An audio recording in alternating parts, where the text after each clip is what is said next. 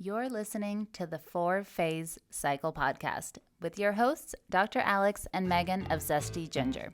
If you're looking to naturally balance hormones and learn how to work with your body instead of against it, you've definitely come to the right place.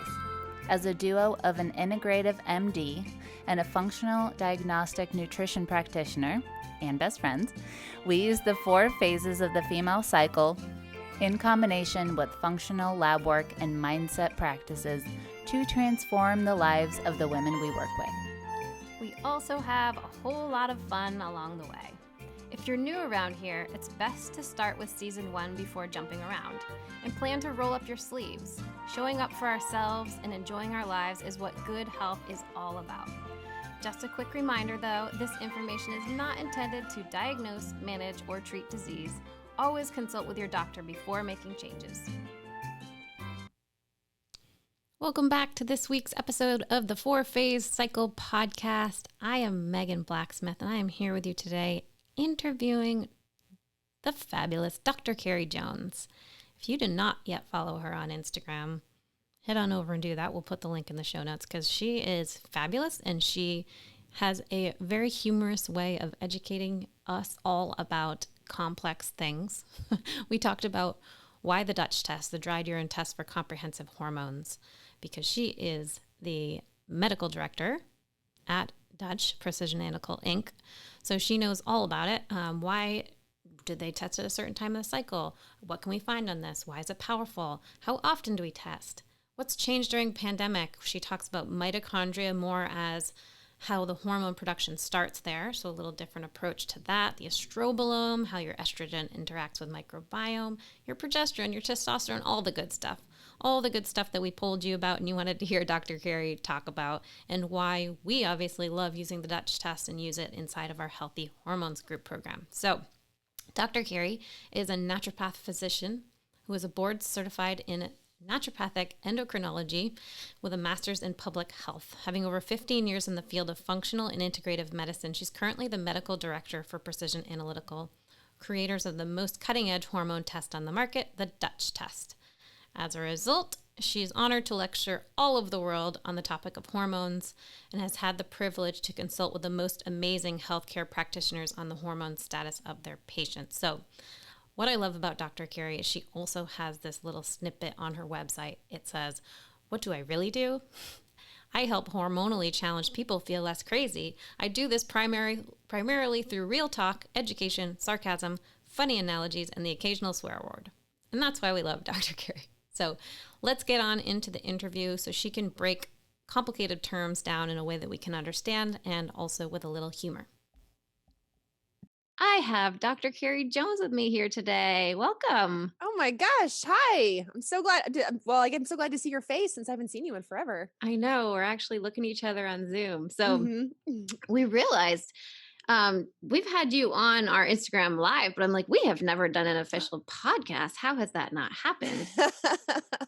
Well, I'm psyched we made it happen. Yeah, so we're like, let's go back to basics. I was having such a hard time figuring out what to even interview you on because there's so many topics to talk about. If you all are not following Dr. Carrie Jones on Instagram, go ahead and do that. We'll put the link in the show notes because there's so much good stuff every single day. And I love how you break it down. It's still super sciencey and nerdy, but it's also broken down. So I feel like there's something to do. And so thank you for that. Yes, absolutely. And honestly, it started with my mom a couple years ago. My mom said to me, honey, I love you. I'm your biggest fan. I read everything you do, but I don't understand it. I don't even know what a hormone is. And I was like, I have failed. I have failed. My mom doesn't even know what a hormone is. And so it became my mission to make it even easier to understand so that my mom could go, oh yeah, I get that. I understand that. Oh, how cool. I didn't know that was the backstory. Awesome. Mm-hmm. All right. Well, let's backtrack a little bit. Would you just go ahead, introduce yourself? How did you get into the health field? How did you become the medical director at Dutch? Tell us a little bit more about your story. I grew up knowing I wanted to be a doctor. I thought I wanted to be an OBGYN or a pediatrician. And I grew up in the Midwest and in the South. And so holistic medicine, integrative medicine, functional really didn't exist. We had spas. We had, like, I knew some people who fringy got acupuncture, but that was about what it was 20 some years ago. And I became disillusioned with conventional medicine. There's a place and a purpose, absolutely, but it's not what I wanted to do. And so I moved to the West Coast. I moved to Portland, Oregon, and found naturopathic medicine. Went to naturopathic medical school, did a 2-year residency in women's health and hormones, had a practice for many years focusing in women's health and hormones, and got my master's in public health with the goal of doing more boots on the ground and international work for hormones, or excuse me, for women's health. And then became, as time went on, I got to know the owner of Dutch and started working for them and became their medical director. So now I am the medical director for a lab that focuses in hormones. So my entire 22-year career in this field has been on hormones. That's what I do. So I joke all the time. I'm like, if your knee hurts, women will write me, I'm having ankle, I have plantar fasciitis. I'm like, girl, I have so not my thing. I don't know. Good luck. It must be about the hormones. It's got to be about hormones. Yep. And what about your health, Dr. Carrie? Did you have something personally that kind of pulled you in, or has this been always a passion and an interest in health? So the female part of it honestly was not what drove me to female health. It's just something, I mean, as a female, and I I had really bad cramps when I was younger. I should say that. I had terrible, almost threw up type of cramps when I was younger, but was pretty good growing up. What I had was actually severe allergies. So I was constantly in and out of the allergist office, and I took a more food approach growing up. My parents cut out dairy to see if it was dairy. I got allergy shots for freaking years. I was constantly trying to figure out why I was such an allergic reactive kid. And it turned out I'm environmentally reactive, so grasses, all that. But once I cut out dairy completely at 18, but once I cut out gluten, and then the reason I completely cut it out is I found out I was celiac, and then my allergies got so much better. And so I started to make the connection of, oh, what you eat doesn't maybe necessarily just affect, gas or bloating or constipation, but my skin, my nose, my sinuses, my hair, my energy, everything. And then I actually eventually cut out soy because soy really does affect my stomach. And so that sort of propelled me more into the holistic um, field in my interest, because I knew I was having such benefit by linking what I eat, what I do, to my worst symptom, which were terrible, terrible allergies, just horrific allergies that I still get allergies, but not any, like, they were 10 out of 10, and now they're like a 2 or 3. So that's really, in my health side, it wasn't a female thing. It was way more immune, but the female stuff I just loved and understood. And so kept in that direction. So that part was a passion, and then you really got into the holistic and the nutrition part of things for understanding Yes. your allergies. Yes. Yep. And Cool. education, I loved it. I loved to teach. As soon as my residency was, I loved to teach my residency. As soon as my residency was done, they asked me to come back and teach at the medical school. And it just sort of grew and blossomed from there. So that's my whole goal, like you guys, to And you teach. teach and speak all over the world, really, at this point, I right? do. I do. I used to be it used to be physical. And now, since we can't really travel, it's a lot of Zoom. It's a lot of Zoom. It's a lot of Teams, a lot of GoToWebinar, but literally all over the world. I mean, I've been to South Africa, I've been to Australia, I've been to New Zealand, I've been to Hong Kong, I've been through Europe, Canada, Mexico. So I've really, really had the pleasure to meet phenomenal practitioners all over the world who are doing this work. And do you find there's a favorite topic, Dr. Carey, when you go? I mean, now that you've been all over, is there something that just everybody's wanting and loving? It's 100%. Well, I mean, my focus is hormones, but everyone, it's a lot of the same symptoms. I'm tired. I'm burned out. I'm gaining weight.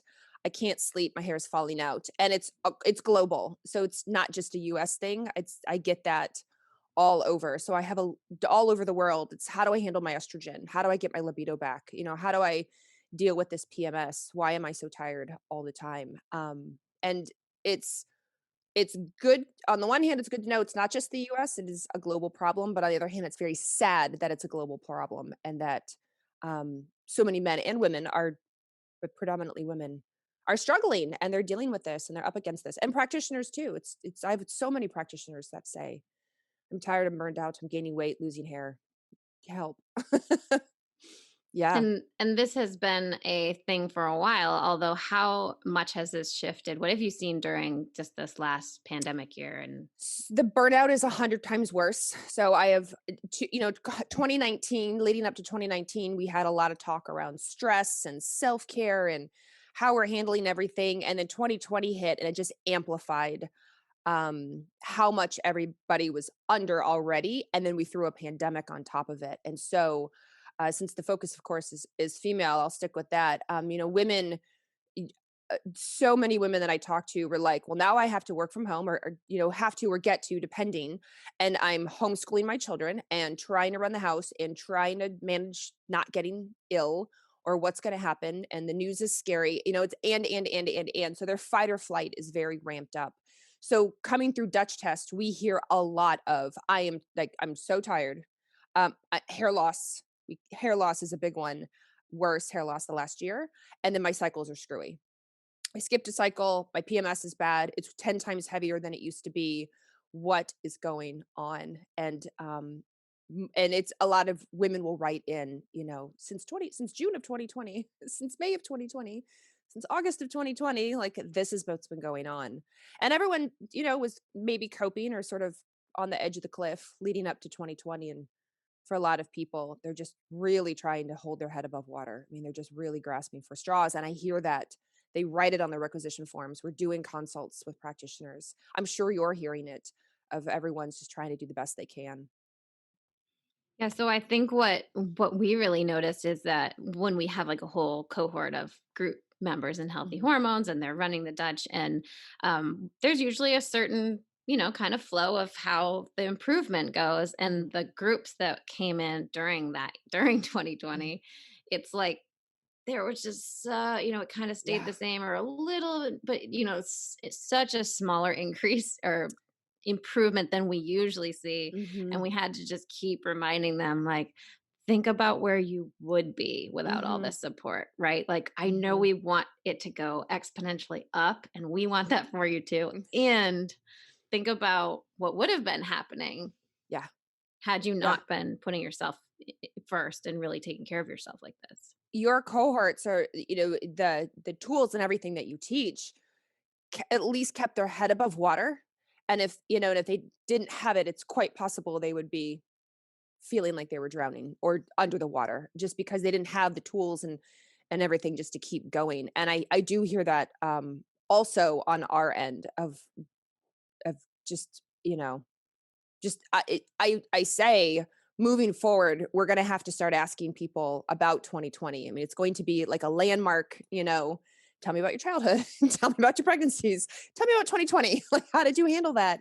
Because I think that's going to be a real key of, like, quote, never well since, like, ever since 2020 in 2020 that's the turning point for me, was when 2020 hit. And I think that as the verb 2020, I think it's going to be a big health shifter for, and not always to the positive for a lot of women.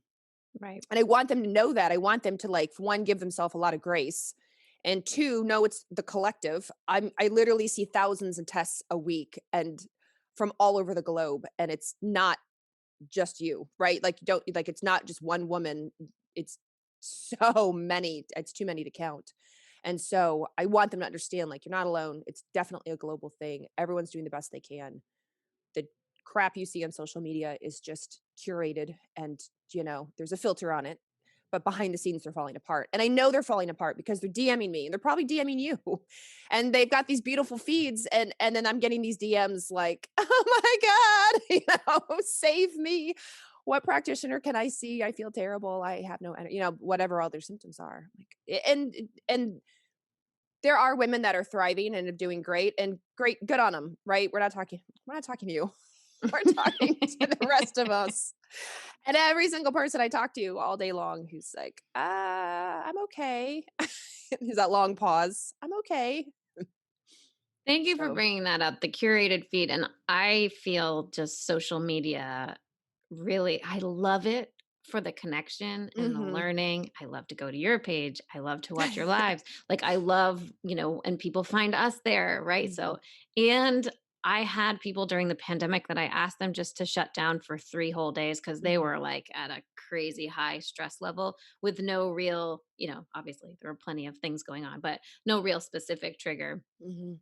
And after 3 days, all of them came back and were like, "Oh, wow, I did Yeah. not know how high that was how much that was increasing my stress." Yeah. And so many people, especially in the beginning, and this is what I said to everyone at the lab at Dutch, everyone didn't know what to do. So everybody went to their phone, right? Everybody went to their phone all day long for months.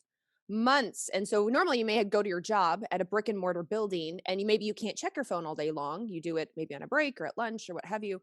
So it's very shortened versus now you work from home. You literally can pick up your phone at any second you want to, and glance at it. And it's not always the healthiest, happiest, best stories that we were reading on there for a long time. And so I agree with you. I think it just triggered a lot of people into that routine fight or flight. We have a part of our brain, well, you know this, but people listening, we have a part of our brain called the amygdala, and the amygdala is our a fear-based sensor gland. And it's important if you are in a forest and it's dark and at night and you hear a sound, your amygdala's like, oh my gosh, that could be a wolf. It could be a Bigfoot. Like, I don't know what it is, but you need to be alert and hypervigilant and on your game and ready to run. So the amygdala is there to protect you. The amygdala is like if you were back in the caveman era, if you saw a saber-toothed tiger, the amygdala is like that is a tiger, run, as opposed to you if you didn't have the amygdala or that like logical processing, you might be like, oh, I love cats. Cats love me. Like, like, come here, kitty. No, now you're dead. You just got eaten by the tiger. So the problem with the amygdala, though, in our current society, is that it gets trigger happy. So before women say, I used to handle stress really well and now I can't. I feel like I immediately trigger and I can't come down or reel it back or handle it as well as I used to. And I'll say, yes, unfortunately, that amygdala continuously gets triggered.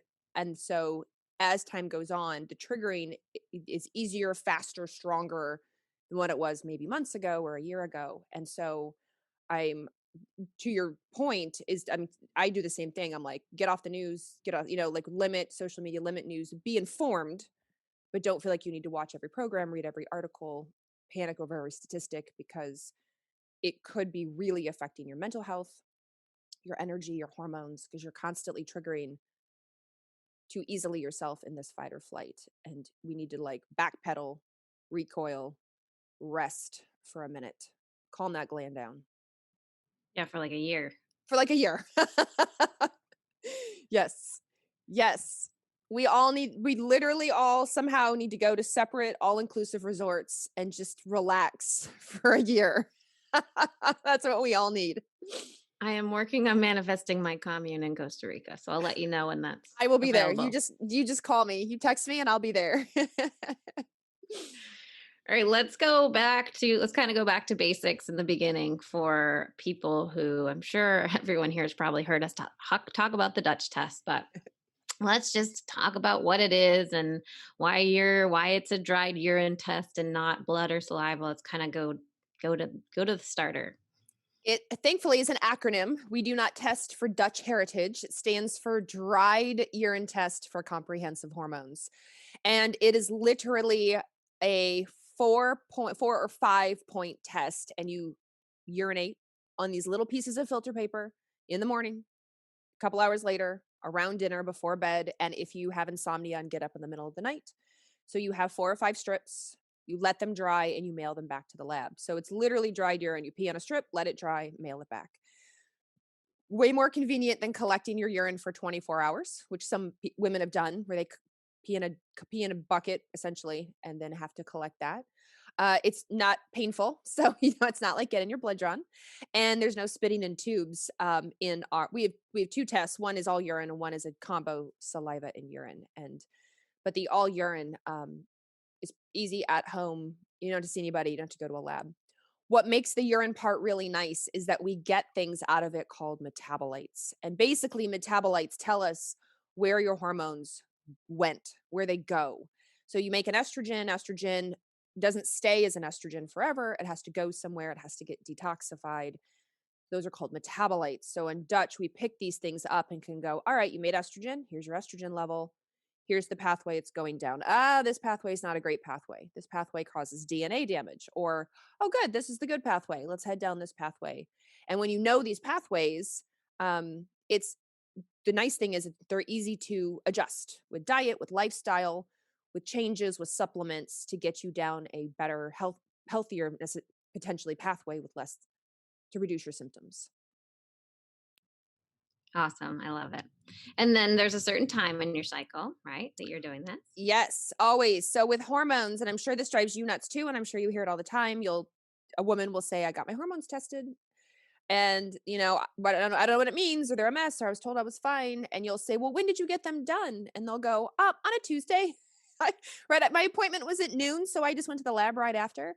But as we know, as women, we cycle, and so our estrogen and progesterone in particular go up and down, which is what you teach about all the time throughout your cycle. So our goal when you check estrogen, estradiol, and progesterone is to check in what's called the mid-luteal phase. So we want to check 5 to 7 days after ovulation. So you ovulate, 5 to 7 days later, we collect the hormone part. And the reason is that's when ideally progesterone should be at her peak. And that's when we're trying to catch her. We don't want to catch her in the beginning. She's really low at your period. She's really low leading up to ovulation. We want to catch as you rise up in the luteal phase. And we give you other hormones. We give you an adrenal hormone, DHEA. We check your cortisol. We check testosterone. We check melatonin. So we give you a number of things to look at as it relates to hormones, but we check in a specific part of your cycle. And then, Dr. Carrie, one of our listeners asks, how often are you suggesting people test? And I'm curious if that has changed at all during this pandemic. It really hasn't. It really depends on the person. So at a minimum, don't test for 3 months. So test, work with your practitioner, you with the cohort, do your changes. And then if you're feeling really pretty good, you're on the right track, things are changing, then wait and maybe repeat at 6 months. But if you're like, man, I'm at 3 months and I don't know, I'm like at a 5 out of 10 and I want to be closer to a 10, then maybe at that time test and see where you're at. Once you have things pretty well dialed in, then we usually recommend yearly. See where you're at yearly, just like you would get a physical or check your glucose or check your cholesterol, check your hormones, see where you're at. And then it helps you as a woman keep tabs on yourself and any changes that are happening. Okay, cool. And there's a lot of things on this test. Like there's a Mhm. lot of actual data, but then there's also kind of how everything interacts to Mhm. start to pull out. I had a client recently who we sent her results in email before she was having her session, Oh no. and she was like, "I cried there, right?" And I was like, "Oh well, that was not the intention." And so she said, "Well, will you ask her when from a high level, when you're just kind of first looking at this, like what Mhm. are the things you pull out first, or what are the patterns you're looking for?" So the hormones work, we call it a steroid pathway. So the way your hormones are made are from a top down effect. And so when you follow the Dutch test on the pages with the dials on them, there are arrows. You literally start at the top and work your way down the arrows. So that's how I read it. So I start on the page that has estrogen and progesterone and testosterone.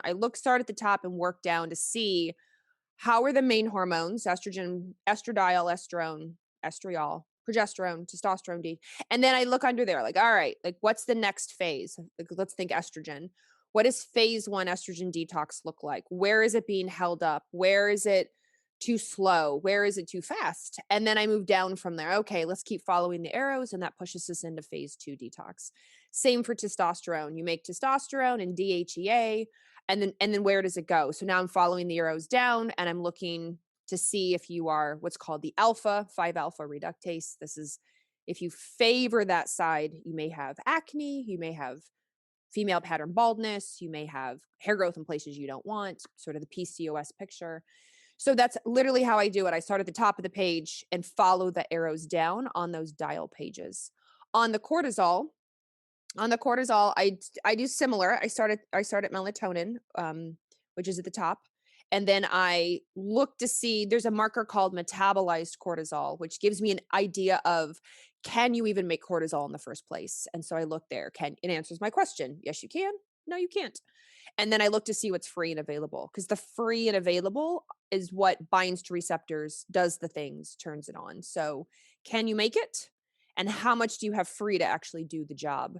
And so that's really how I look at the test I look high level at the top, the main hormones, and literally follow the arrows down the page because then I can see, oh, at this arrow, from this dial to this dial, we go from high to low. So that's not happening. Like, what's getting in the way here? And then I can work backwards from that. Okay. For me, it was the opposite. This was the first time, the functional lab work was the first time where I was seeing, this was like 10 years ago now, but when I was finally seeing how I felt lined up with what was on paper, because Mm. my traditional blood work, everyone's like, you're totally good. Yeah, of course. I don't think there's a problem at all. And I'm like, I'm crying every day and want to break my arm to not go to work. And I'm so fatigued. Hmm. And it's like, I was postpartum by a year, and I knew something was not right. So for me, I was like, yes, something that lines up with Yeah. this craziness that I feel inside and the thoughts. I was having really extremely intrusive thoughts, Mm-hmm. Hmm. which I know a lot of new moms have dealt with, but Hmm. it was definitely not just a new mom thing. Yeah. Yeah. Which is why, and with Dutch, in particular, women will often, like you, see their practitioner, get blood drawn. They'll run an estradiol and a progesterone, and like you, they're told they're normal. But there's layers to that, and so when you just peel back the onion of the layer and look at the Dutch test, the next layer down, or maybe the next layer below that, that's when we get all sorts of aha moments. When woman says, I have really bad PMS. Feel awful for a full 7 days, but my estrogen looks normal. Her estrogen may be normal, but the next layer down is not normal, right? It's not going the direction it should. It's going the direction that would maybe worsen PMS, things like that. She can't detoxify. So then I can go, you're right. Your estrogen is normal here, but here it's not, and here it's not, and here it's not. And so it's once we have to open up this onion and really look down there. And that's the unfortunate part, is that when you maybe see your primary care, your OBGYN, they only have 6 to 8 minutes, right? It's hard to get a full history. It's hard to go over lab work in 6 to 8 minutes. It's great for acute care. It's great when you're like, I cut myself, I have an infection, let's patch me up. But to go over full hormones definitely takes more digging and longer time. Hmm. And hair loss, Dr. Carey, I know that's been coming up a lot during this last year. Yeah. So if you would just touch on that a bit, like what do you look for, where on the test, and then kind of what your suggestions are, that'd be awesome. So hair loss can be due to a couple of reasons. The big ones we talk about a lot, telogen effluvium, which is like the massive, kind of like when you have a dog that sheds a lot all over. That's kind of like women are like, I'm just shedding from everywhere when I run my fingers through my hair. That's telogen effluvium. It's like kind of like a puff out, a blowout. And it can be worsened by lots of things, but cortisol is a big one. And unfortunately, in our hair follicle, we have the ability to make cortisol right there. So, cortisol in our bodies, our stress, fight, or flight system, can worsen it. And if the scalp is inflamed itself, it can increase cortisol right there in the hair follicle. And what it does is it pushes you from the growth phase, from grow, grow, grow, to pause and then to fallout phase faster. And it'll take a couple months. So usually what happens is hair will start to fall out. I'll say what happened a couple months ago. And of course, for everyone, it was the pandemic. And or maybe they actually got, the virus and got sick. And then they're like, oh my gosh, and my recovery, my hair's falling out. Like, you had an infection. Hair growth is not required for life. Beating heart is, oxygen is, brain health, those are all required to keep you going. Gorgeous, shiny hair, not required for life. I wish it was, right? It keeps our scalp warm at the very least, but not required. So I look for cortisol on the Dutch test. I also look for the 5-alpha reductase. It's a dial on the left-hand side. It's a gauge actually on the left-hand side.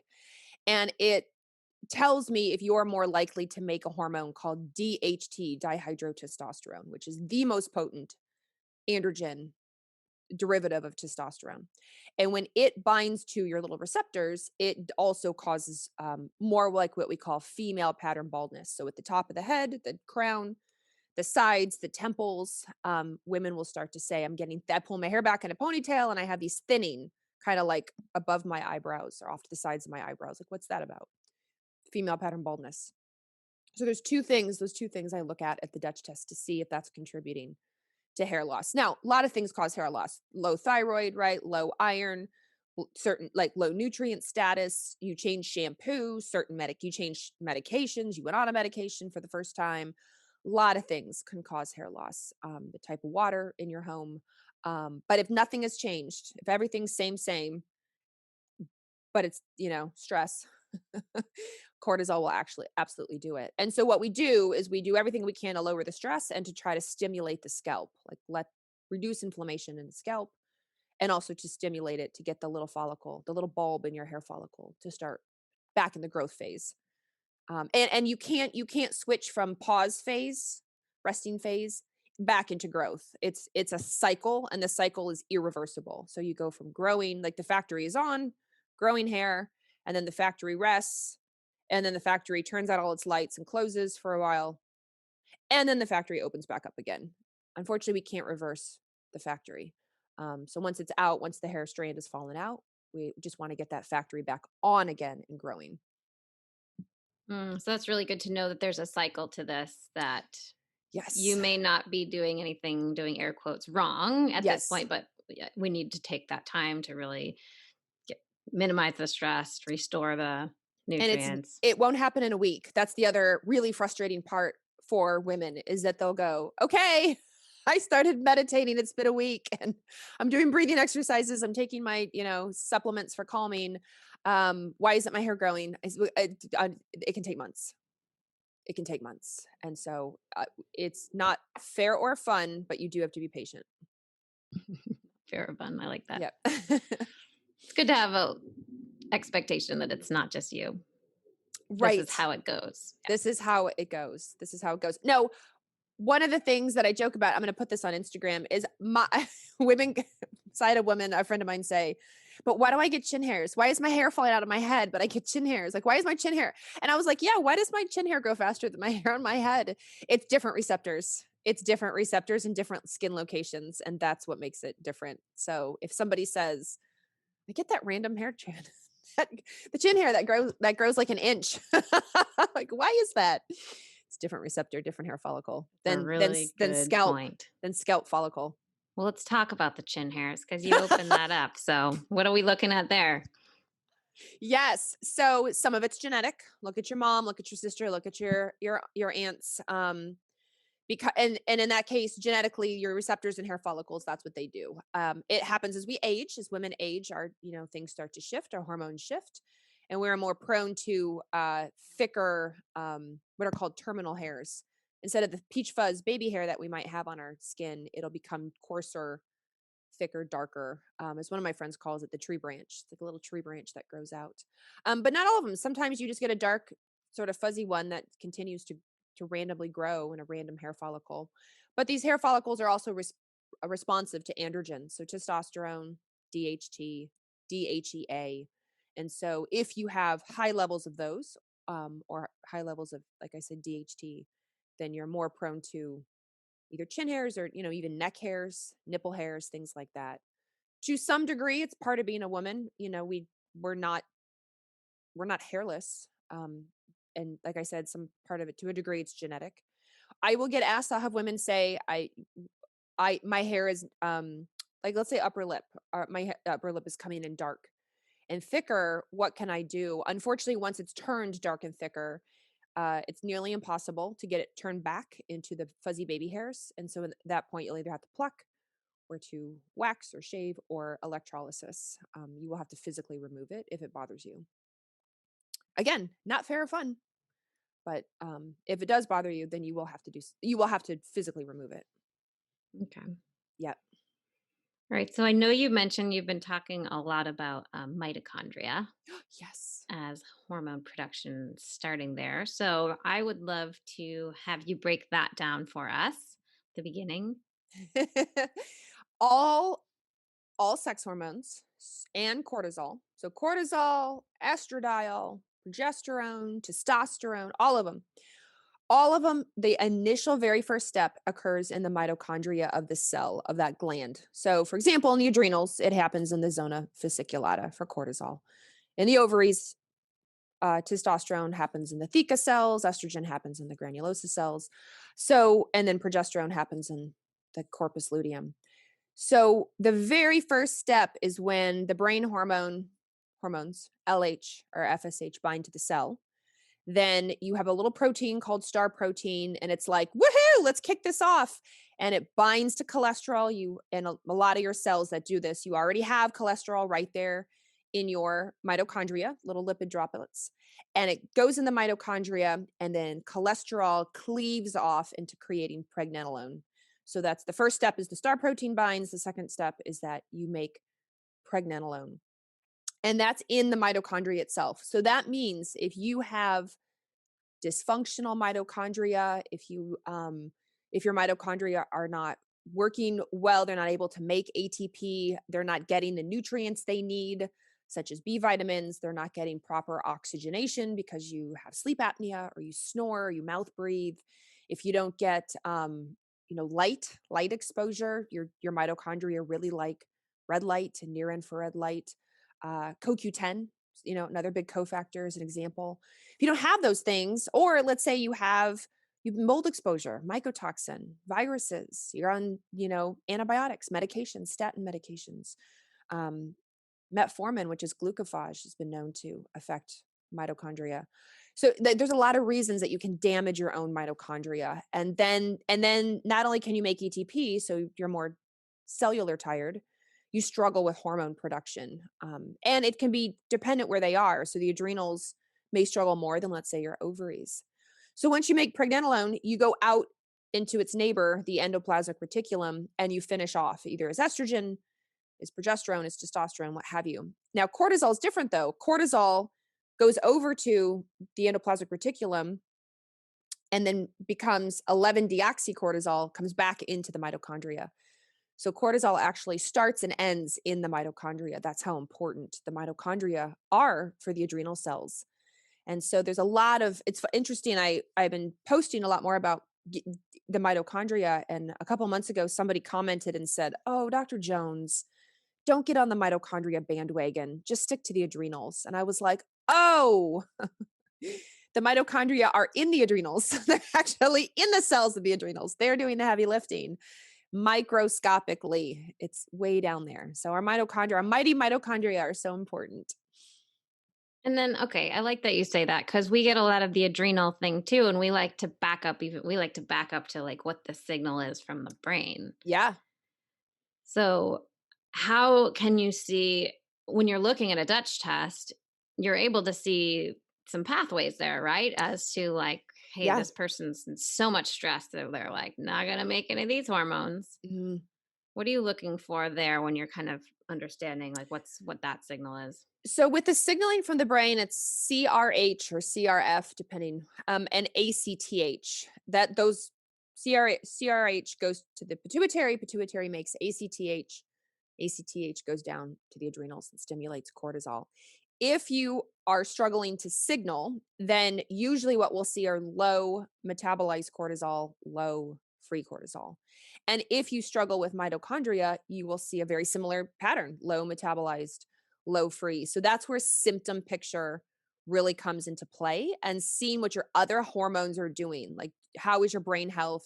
Can you signal other hormones? How can you signal for thyroid? Can you signal for progesterone and estrogen, which are ovarian? Is it just the adrenals that's being affected? And then asking other symptoms, mitochondrial symptoms. How's your energy? How's your uh, do you feel tired, muscle pain, right? Muscle weakness. Do you feel when you get up to do stuff, it's exhausting? Are you tired, hurt after exercise? Those kind of things. Stamina. How's your stamina? And so with the mitochondria, when everything's kind of on the low or low end or really low, it's one of the two or both. You can have poor signaling and you can have not so healthy mitochondria at the same time. And then how I know weight loss or weight gain or weight resistant, right? Like especially during this last year, I know Mhm. um myself included, I feel like I know our world changed and I was very aware. I'm like, I am in my home eating my good food. I am still moving. And there was definitely a shift, 100%, I believe for me, stress related. Mhm. So Yeah. when we're talking brain and mitochondria and cortisol, can you talk a little bit about the weight resistance Mhm. and weight gain? And I know everybody's asking that, just like they want it fast, Yeah. and I Yeah, they do. understand. Yep. And um, what we see is that this need to have it off fast is also often causes people to jump into something that's even more a deprivation and Mhm. sending an even higher stress signal Yeah. and then just actually prolonging it. So Right. if you could just back me up on this one here. No, no, I was Yes. kidding. Tell Yes. us the What's going actual on? pathways. Yeah. So I'll tell you one of the pathways. There's an enzyme.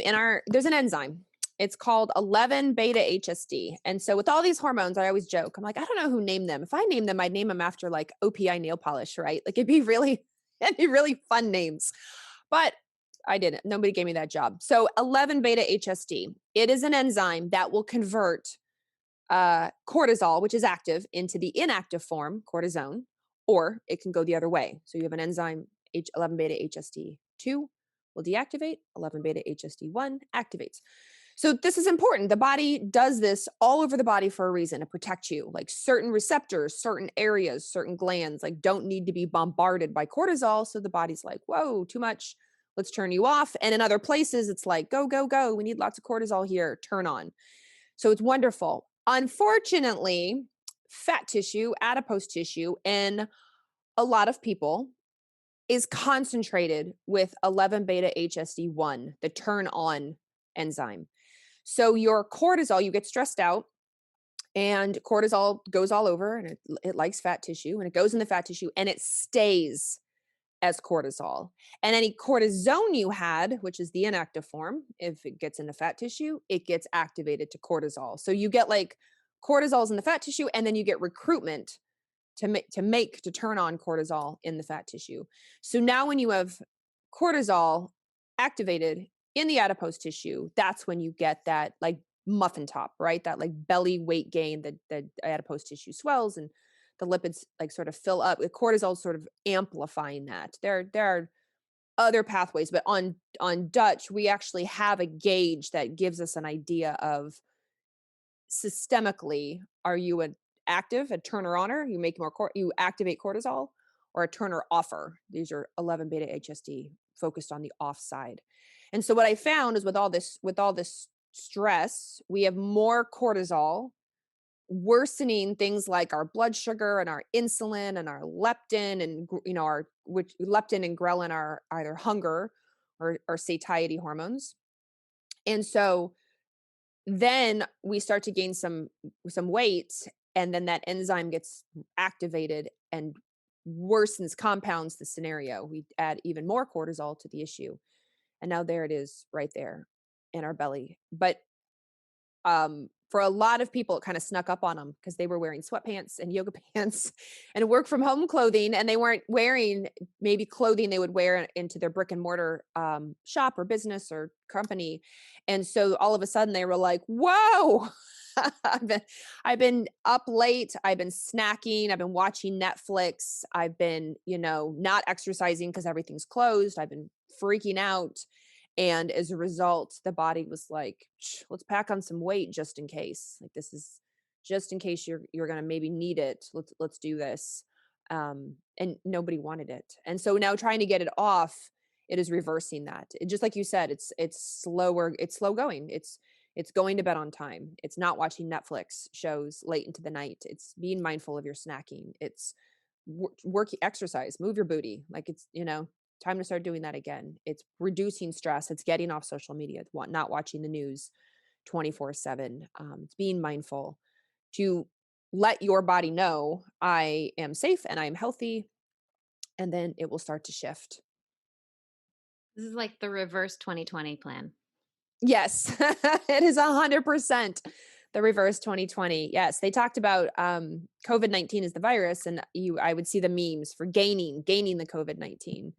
Alcohol, right? Alcohol sales went through the roof. Alcohol is not calorie free. I'm sorry to say. Alcohol affects your detox. Alcohol actually absolutely affects glucose and insulin. So there was a lot of things coming into the weight gain, but the cortisol piece alone, when you already have that enzyme in your fat tissue and then you add more stress on top of it, unfortunately, it amplifies, it compounds the growing fat cell, and we feel it. We may not feel it immediately because we're all in yoga pants, but we know it. Dr. Carrie, you had a really great video on Instagram about alcohol. It's like, nope, you're not going. Yes. Yep. You're Yep. going first. Will you talk a little bit about how alcohol interacts with the hormone metabolism? Alcohol, and this is a hard one, and I'm not saying this out of judgment. I absolutely love a good glass of wine occasionally, for sure. All alcohol, even your organic, biodynamic, low sugar kinds of alcohol, which I totally love, it's still alcohol. Your body still has to process it. It has to go through your liver. And what happened, especially in the pandemic, is that a lot of people were at home, they were bored, they were stressed, they were scared, they didn't know what else to do. They started drinking more alcohol. And what it does is it in a simple analogy is it gets the priority in your liver in your detoxification, and it pushes everything else to the back. So if you were trying to detoxify your estrogen as an example, and you've been drinking wine, a couple glasses every night, then the wine is going to win going down these pathways. It's going to push estrogen to the back. Now estrogen recirculates, and now maybe your PMS is worse. Estrogen also can maybe contribute to some of the excess adipose. Your periods are heavier, your moods are worse, you feel puffy and bloated, et cetera, because you don't sleep as well, et cetera, et cetera. And so now maybe you used to do it on Fridays or Friday, Saturday, just to enjoy. Now you're at home, you work from home, what do you care? And you're doing it 5 or 6 days a week, 7 days a week. And so my reel on Instagram was how estrogen was reporting for estrogen detoxification. And the liver's like, absolutely, come on, estrogen, come on in. And then alcohol showed up and was like, not so fast. I go first.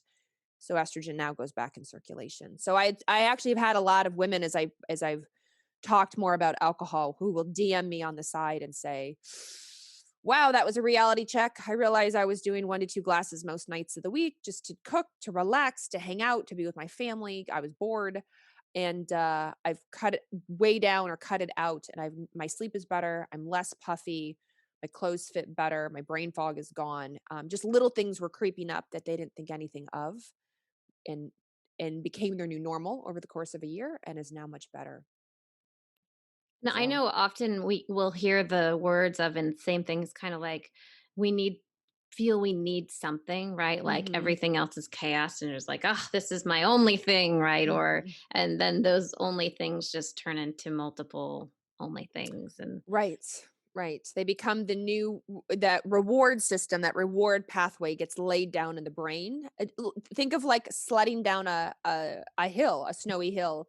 So the first time you sled, you pick any path you want. You go down the hill and it's like woohoo. But after hours of sledding, the tracks get laid and your sled automatically goes into the path of least resistance. So what we do as humans is we reward ourselves, and that's the sled on the hill for the first time. And as we continue to reward ourselves, it's the path of least resistance. And so now we go for the wine, we go for the wine, we go for the wine, or we go for the sugar. We go, I'm like, oh my gosh, I had a stressful day. The kids were a mess. Work was a mess. I hate everything. I deserve this chocolate. Every once in a while, I am the biggest chocolate fan in the whole world. Every once in a while, sure, absolutely use that, but use it as part of your toolbox for, dealing with a stressful day. But use other things, use exercise, use breathing exercises, take a bath, talk to a friend, read a book, do whatever you do. Don't just always default go to some of these habits that may not be helping you in the end, especially if you're symptomatic, especially if you come in and say, and my PMS is bad, and my periods are heavy, and I've put on 10 pounds, and, my hair is falling out. It's like, and my skin is looking bad and I'm breaking out. It's like, well, let's reevaluate some of these habits. is part of a whole picture. Right.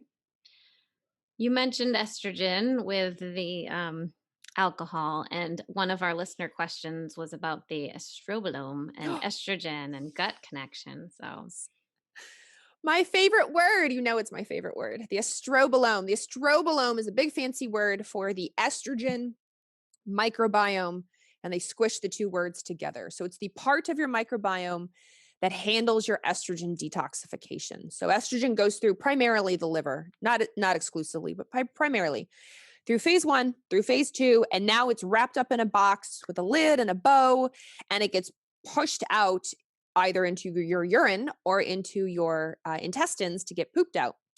So if this part of your microbiome is not healthy, if you have critters, if you have inflammation, if you have constipation, then what can happen is you get an enzyme called beta glucuronidase. Again, I didn't name it. I would have named it something way more fun, but beta glucuronidase. And when it elevates, it unties the bow and it opens the lid right there in the intestines, and it lets estrogen fly free. So now estrogen gets reabsorbed back in the body and goes back out into your bloodstream, and it does all the, goes through your tissues and binds to receptors and turns things on. And you maybe didn't want that to happen. So you can have this sort of feelings of excess estrogen, all because of what's going on in the estrobolome, in the gut. So I have a lot of women that will say, I have high estrogen. Is it, do you think it's from my ovaries? And it could also be from your liver not clearing it well, and it could also be from gut issues, the estrobolome. So it's important that we test and see what's up. bringing it all together. Mm-hmm. Love it. One other listener question, Dr. Carrie, was about mold. My Mold. not so favorite topic. I know, it was like the bane of your existence. It's funny. I had somebody recently, just side story, who had offered to do an interview on our podcast for mold, a very fabulous doctor. And I was like, I don't think I can do it. Really? I don't even want to talk about mold anymore. I don't want it to be a part of my reality.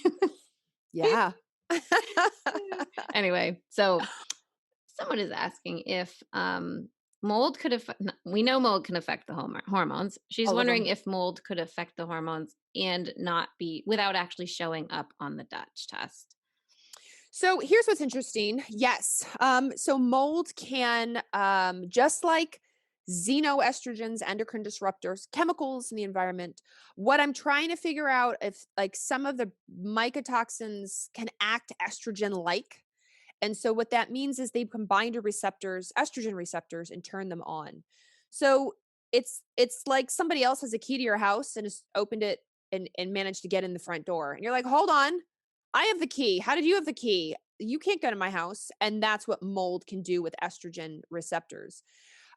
Just like maybe parabens or phthalates. And so that's what I'm trying to dig in more to see. We know mold affects the gut and can therefore affect recirculation, the estrobolome. We know mold affects the liver, so we know it's going to affect how you detoxify through the liver. We know mold affects the mitochondria, so we know it's going to affect how you make estrogen in the first place. But the actual receptors, that's what I'm trying to figure out, because you, as an example, you can have completely, quote, normal estrogen levels on testing and just feel very estrogenic. And then it turns out you maybe have high levels of chemicals, endocrine disruptors, phthalates, parabens, plastics, things like that. And so even fertilizers, atrazine is known to affect estrogen.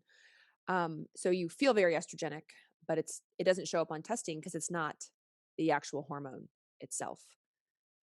Very interesting. Yes. Okay. They don't call, mold and mycotoxins a stealth infection for nothing. They definitely is stealthy. Tricky little guy. He's a tricky little bastard. Or gal. Right. All right. Last listener question is can you talk about extremely low testosterone, what to do about it, and what that's often coming to? Yes. So testosterone in women are made in 3 different places. It's made in our ovaries, 20 to 25% of it in our ovaries. It's made in our adrenal glands, 25%. And it's made elsewhere, with peripheral tissue, fat tissue, as well. So when you have very low testosterone, it is usually either a signaling issue. So the brain is not telling one of those glands to make it in the first place, or it is a problem with one of those glands. So a classic example is somebody who maybe is like on the birth control pill, or somebody who's headed into menopause. So their ovaries aren't producing anymore. And when the ovaries don't produce anymore, you lose that 20 to 25% of testosterone that goes out in circulation. And so now you've dropped down and you're like, oh my gosh, I feel it. I have low testosterone. Same as if you are not getting the signaling to the adrenal glands very well. Maybe your cortisol's down, your DHEA is down, your testosterone can be down as well. And now you have low testosterone. So, and then there's like like opioids. Opioids are a big suppressor of hormones in general, but testosterone's one of them. Sometimes people will they're like, I don't do opioids, but then they forget like, oh wait, no, I had that surgery. And sometimes I will occasionally pop, my pain pill because of my knee or my back or my head. Even the occasional is enough to suppress it. Opioids are so strong. So they're such a strong suppressor of hormones that even the occasional, you don't have to be an addict for it to be suppressed. Once or twice a week could do it. So what do you do about it? Well, it depends why it's low in the first place. So that's why testing is helpful. So we can sort of, and symptom wise, try to piece apart, is it brain signaling? Is it the ovaries aren't pumping it out? Is it the adrenals aren't pumping it out? Is it both, depending where you are and what's going on with your life? Um, there's steps to making testosterone. Maybe this where's it wrong in the steps. And so short of taking testosterone, it does require a little bit of digging to figure out. Unfortunately, our hormones are not geotagged, meaning if I see a testosterone on blood work or a Dutch test, it doesn't tell me like I'm from the ovary. So I can't piece apart, like this one's from the 30% of your testosterone's from the adrenal and 5% from the ovary. And I'm like, oh, clearly it's the ovaries. You're only down to 5%. Then it's not, your body doesn't geotag that we know of. So it requires a little more snooping and sleuthing and testing and getting symptoms to figure out. So I don't have a magic answer. Everyone wants the magic herb that raises testosterone for everybody. I promise if I had the magic herb that just magically raised testosterone in women, I would airdrop it across the entire world, because women need testosterone and we naturally lose it with age because of the ovarian shutdown with menopause. And it's not fair. Whoever designed that can suck it, because we need it. How about that magic boosted progesterone while you're at it? Yeah, I had that too. That's so funny. I was talking to a friend of mine, a non-medical friend of mine, who said the same thing. They were like, I don't think my progesterone's good. What can I take? And a lot of things get thrown out there, right? Like, oh, take evening primrose oil, take Vitex, take B6. And I'm like, well, hold on. Let me explain to you how progesterone's made in the first place. Like, it's an entire multiple cellular stepwise process to get to progesterone. It's not just poof, make progesterone. And as I said in another article that I had written, it's not like a soda dispenser. It's not like the body just pushes progesterone and out comes progesterone. Like, we first have to make androstenedione and testosterone, and then we have to convert it into estrogen, and then we have to make progesterone. But it's in 3 different cells, so it's a whole process. But I promise, if I had that pill too, I'd just give it to you, short of the progesterone pill. Yeah, I know, right? Should have just taken it. So it is an argument, Dr. Carrie, that it sounds like they do have to do the work and optimize the lifestyle and optimize the movement and stress Yes. management and their beliefs and their thoughts and their foods and their life. Yes. Y'all just don't get out of it. I know. They can argue as hard as they want, but and we know, we know. It's just, it can be hard. It can be Just hard. not as Right. convenient. It's not convenient. It's not, it's on Amazon Prime. It doesn't happen in 2 days. So my Amazon Prime, I ordered lights to go up here, for doing recording and stuff. And it's delayed. And I was like, delayed? I don't have time for delayed lights.